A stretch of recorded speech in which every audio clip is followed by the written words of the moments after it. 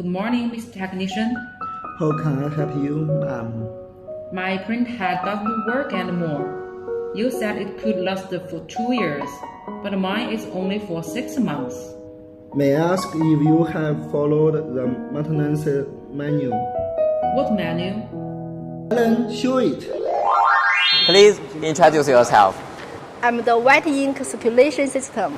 I'm the printhead. I'm camping. I'm printerhead automatically cleaning device. The first step, when the printer doesn't work, it must ensure that the printhead and capping are perfectly aligned in order to moisturize the printhead. Nice. Step 2, after turning on the printer, please turn on the white ink circulation system. Don't stop, please. For 1 minute, then stop. Step 3, press automatic cleaning of the printhead.